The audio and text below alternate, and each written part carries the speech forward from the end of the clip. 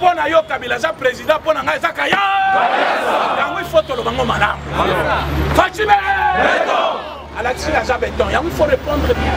Fatime. Zakaya.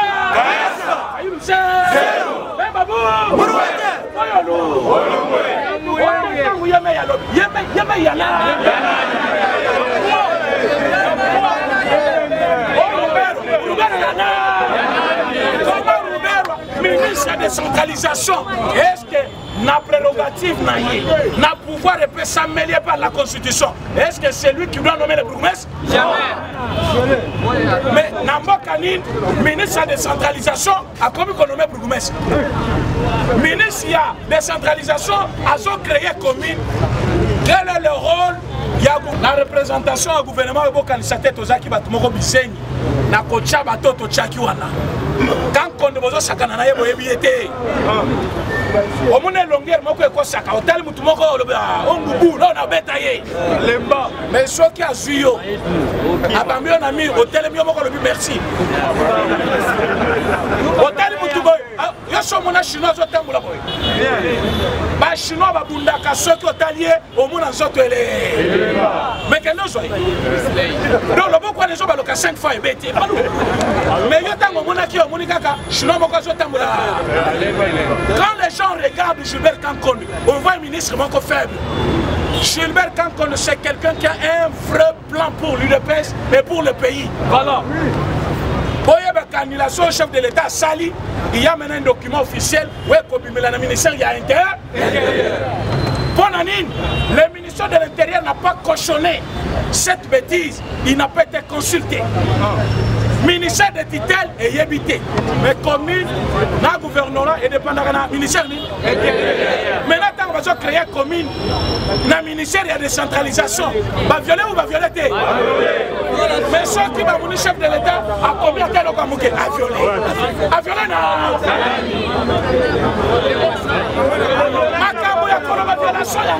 Est-ce que vous avez FCC? Vous avez la Mouka? Vous avez Bazaïba? Est-ce que vous avez un bon? Est-ce que le ministre de la décentralisation a créé une commune à Tchabourgoumès? Vous avez le côté. Mais ceux qui ont acquis le biso, il y a un bisibino qui est prêt. Oh, il est prêt. Parce que je vous dis, Nalobaka, tout ça, quand vous prenez un coucou, et quand vous prenez Simbaka. Je vous chef de l'État à Goma. La Goma Zali a 3 choses. Parmi 3 titres, Tangela Kibino, Nebisa Kibino, annulation. Il y a Likambo, il y a Milembo. Et c'est mité, c'est mité. Il y a un Azako Sabino, tu as qu'à commettre jeter. Ah, tu as qu'à commettre information. Ah, on a dit Sabino, dans le retour, il y a chef de l'État, on va revoir le gouvernement. Comme vous l'avez dit, Ganga Baza. La soya Bisaya en avance, la Bisaya qu'on a un problème Minembo. Que ce qui Minembo, c'est commune réellement. Que va créer une commune, vous va créer un chef de l'État pour annuler. Les lots annulés officiellement.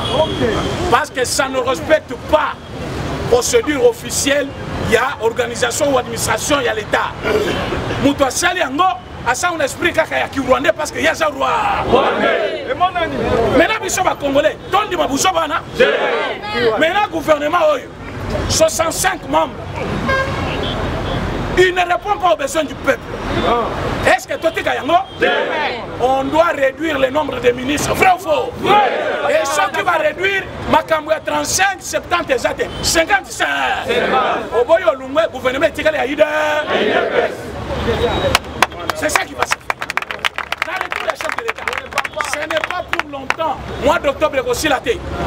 Mois d'octobre, il y a aussi la thé. Ces gens ici ont montré leurs mythes. Mais vous savez pourquoi Minembwe et un problème Roubert a demandé l'identification nationale à mon que c'était le vrai moyen. Il y a ça la Bouzoba naï. Mais à mon que c'est imité à lui et il profite quand le chef de l'État est en voyage et surtout qu'il avait aussi un ordre de mission signé pour l'Est. Mais il n'y avait pas de problème à Minembwe. Du fait qu'il n'a pas respecter l'ordre des missions. Et ça lit violation internationale. Est-ce que vous avez bien? Ma belle FCC, ils allaient blanchir. Mais ceux qui dépassent ça me dit qu'à mouquer, baleki dans l'Assemblée nationale. Yango na yawa pona sujet kaka moko na yebisa bino. Est-ce que il dépasse ça? Donc la ganga basse.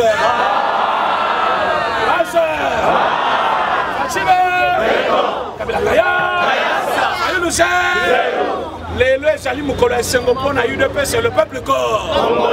Les États-Unis d'Amérique se décident officiellement. Il prend position côté.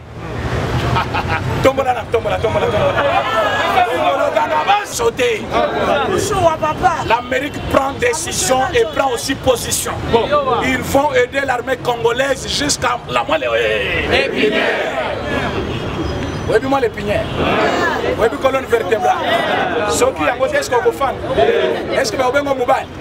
Ah, Walelo, armée et Jali, moi les pinières, n'a pas colonne vertébrale.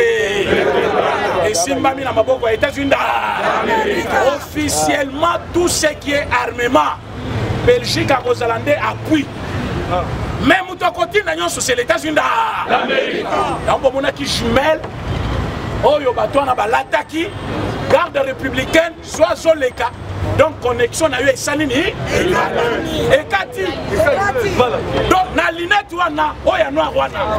Il peut te détecter, même chose dans la foule qui est dans le monde. Il y a un monde qui fait béton, azotambula, de gauche à donc, il ne sait pas que danger est quoi. Parce que l'unité est à 100 mètres. Maintenant, il ça paye. Mais la tigénette, c'est qui 100 personnes. Donc, si on a un Katiwana, c'est un mouvement. Donc, nous aussi, mais du fait qu'on a dit,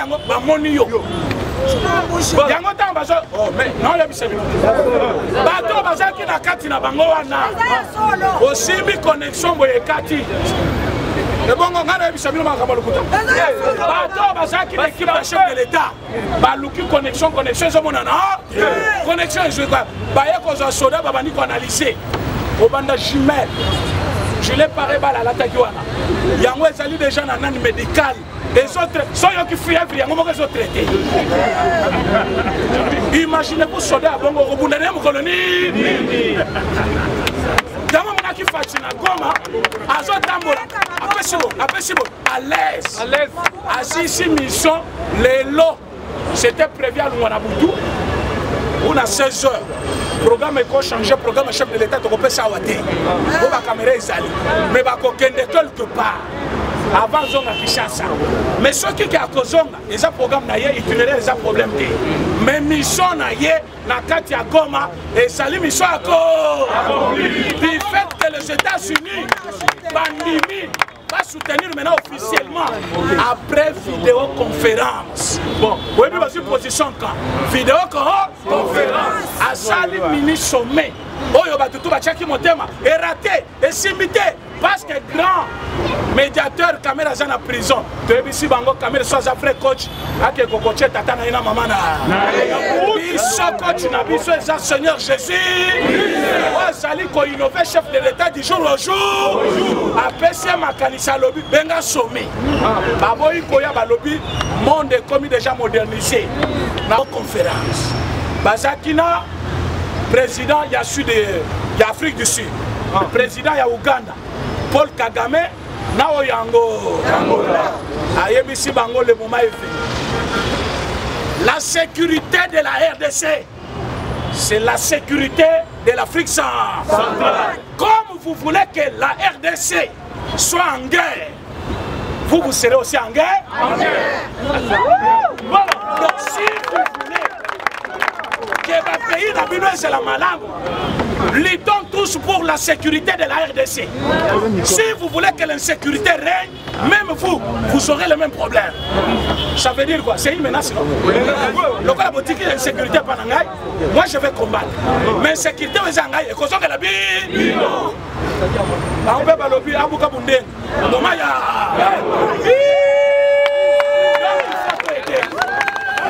Est-ce que tu as un ganga? Donc on a ganga basse.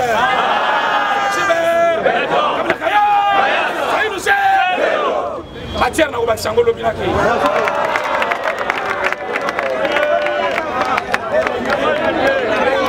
Parti pouvoir, viva! Viva! Fatime complète Molan, viva! Viva! Viva! Viva! Tshisekedi national!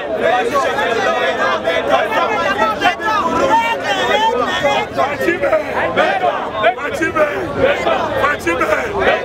Politique est combien elle est? Il est bien, viva! Viva! On va Fatime!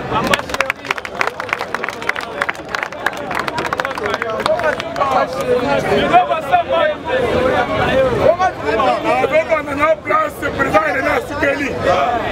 Fatime.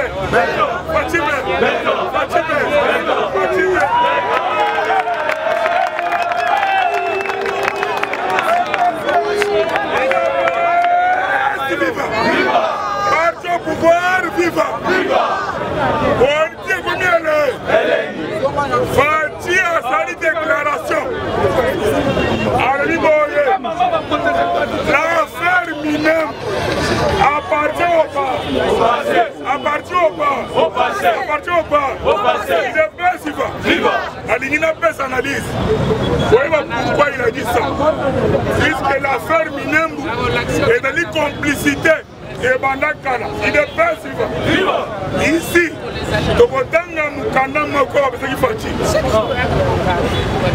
lettre du 24 février 2004, le Deo Mugaza, Iserika, administrateur des territoires de Milembo en 2004.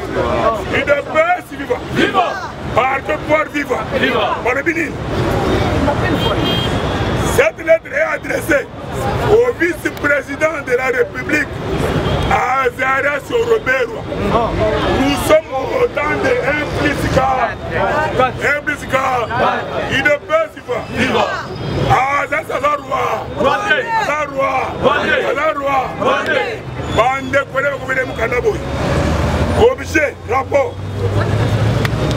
Suite aux lettres que nous vous avons écrites, vous annonçant les quelques points décidés pendant la réunion tenue à Minembwe le 4 décembre 2003 et à Kigali le 6 janvier 2004, nous vous signalons que nous sommes prêts à exécuter ces points 6 après. Il ne peut viva. Quels sont ces points? À savoir l'installation du territoire de Minembwe dans la province de Sud-Kivu. Il ne peut Fatime, Wana dans les biscuits, Jean-Pierre Bemazanakat. Cette affaire a continué jusqu'en 2013. Mozi du Premier ministre, Fayulu de il est bête, Nous sommes ennemi RD, Fatime,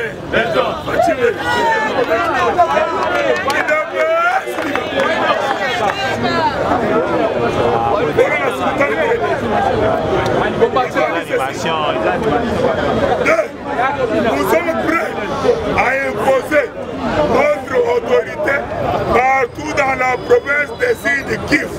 3. Nous voulons prendre le contrôle du lac Tanganyika et lac Kivu. 4. Nous voulons contrôler tous les minéraux de la province d'ici de Kivu. Ensuite, nous tenons encore à vous informer que notre moyen de communication est en panne. Il nous est difficile de vous donner des informations par téléphone. Néanmoins, le porteur de cette lettre, vous donneront toutes les informations nécessaires. À leur retour, nous préférons qu'il soit accompagné de quelques éléments qui pourront nous apprendre comment manipuler les qu'est-ce que vous nous avez envoyé.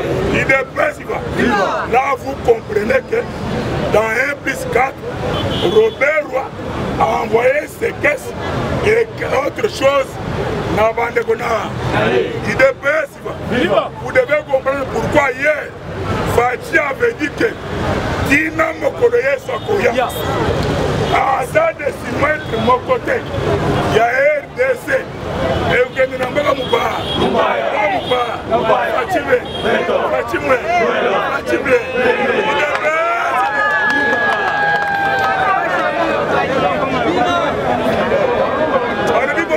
dit pas Morino.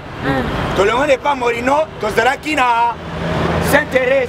Vous voyez, la Saint-Thérèse, c'est quand tu as la cérémonie. Et si tu as un Fachibe, Parlement est allé à Yagaya. Tout cela, Yohan. Na petit message. Tout ici, les lois na Tongo. Na Tamboli, 3 parlements. Nazan. Mikolo yo nazo sala tour de contrôle. Ambassadeur.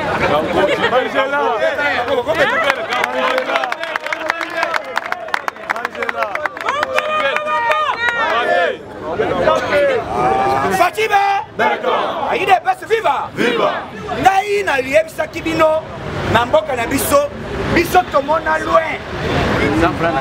Na lobby élection ça la fait. Et ça la rouge, et ça la noire. Fati chef de ba benga ngai ba lebite a petit wana zo ko se bisa tika to vanda to vanda biso kaka ezana ngoma kam to éviter po moni moko za formol tipo il bona formol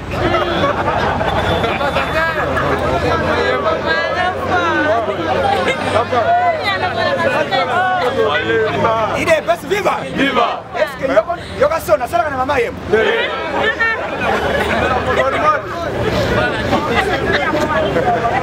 be formol gas moko ya libo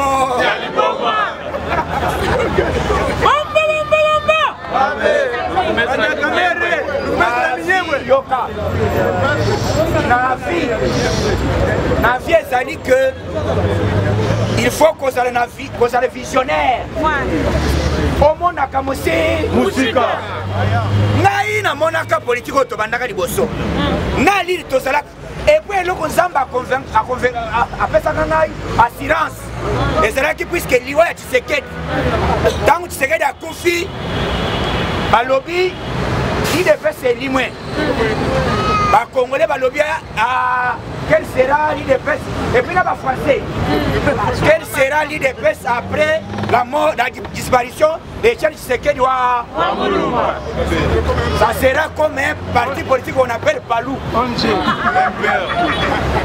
Ça sera comme un père. Or ce n'était pas le cas puisque l'IDPS c'est un état d'esprit. Dans l'état d'esprit, nous avons dit que nous avons dit que nous avons dit